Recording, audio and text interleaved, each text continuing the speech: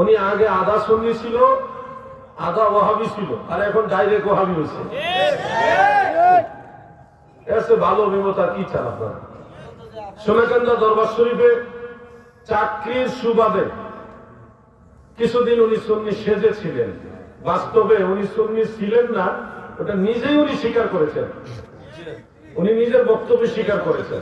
আমাদের পক্ষ থেকে চাপিয়ে দেওয়ার কোনো বক্তব্য আমাদের প্রয়োজন নেই। উনি বলেছেন আমি আগেই ওয়াহাবি ছিলাম, মাঝখানে আমি কিছুদিন সুন্নি হয়েছিলাম, এখন আমি পুরোপুরি ওয়াহাবি। উনি নিজেই বলছে কথাটা। আর উনি আমার উস্তাদ। এই বিষয়টা আসলে কিরকম শুনেন, আল্লামা মুফতি আবু নাসের জিহাদি সাহেব মাদ্রাজিল্লাহুল আলী হুজুরের নাম নিশ্চয় আপনারা শুনেছেন। হুজুর আমার উস্তাদ, আমার হাদি, আমার 7 রাজার ধন।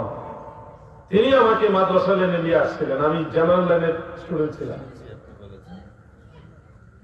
এরপরে মাদ্রাসা জীবনে লেখাপড়া করতে করতে শ্রীমঙ্গল গাউসিয়া শফিকিয়া সুন্নিয়া দাখিল মাদ্রাসা থেকে দাখিল, তারপরে শামসুল উলামা আল্লামা সাহেব কিবলা ফুলতলি রহমতুল্লাহ আলাইহির প্রতিষ্ঠিত একটা মাদ্রাসা আছে, আনোয়ারুল উলুম ফাজিল মাদ্রাসা।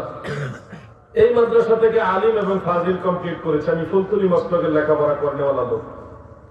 এরপরে আলিয়ার সমাপ্তি ইতি টেনেছি সোনাকান্দা দারুল হুদা বহুমুখী কামিল মাদ্রাসা, কুমিল্লা মুরাদনগর, সেখানে গিয়ে। হ্যাঁ, আমার পার্সোনালি আমি প্রচুর পরিমাণে স্টাডি করেছি। এই হেতু কওমি অঙ্গনেরও কয়েকজন শিক্ষক আছে আমার, ওনাদের কাছে আমি পার্সোনাল দোষ নিয়েছি,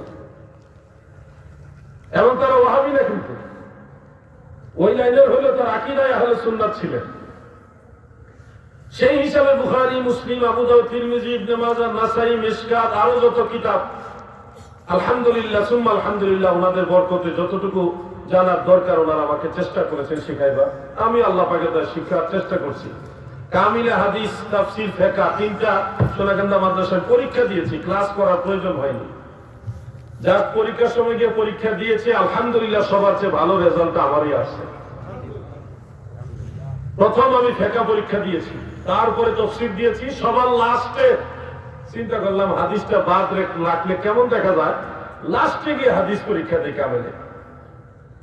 ওই সময় সোনাকান্দা মাদ্রাসার মুহাদ্দিস হিসেবে উনি শিক্ষকতা করতেন, কিন্তু আমি কখনো ওনার কাছে ক্লাসে গিয়ে বসে দর্শ নিয়েছি এরকম না। উনি টিচার ছিলেন, এই হিসাবে ওনাকে আমি শিক্ষকের মতো সম্মান করতাম।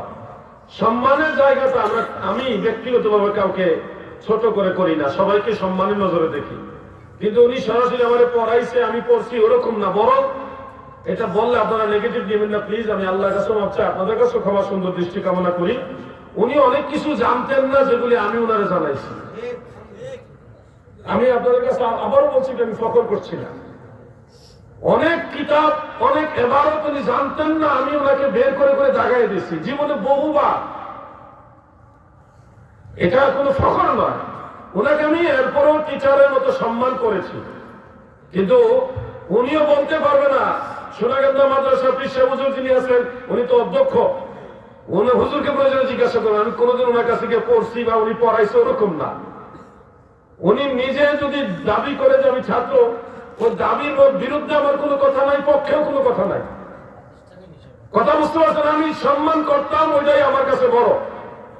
যেহেতু উনি ওই সময় টিচার ছিলেন, যদিও আমি ওনার কাছে পড়ি নাই, কিন্তু উনি ছিলেন ওই পোস্টের জন্য সম্মান করি।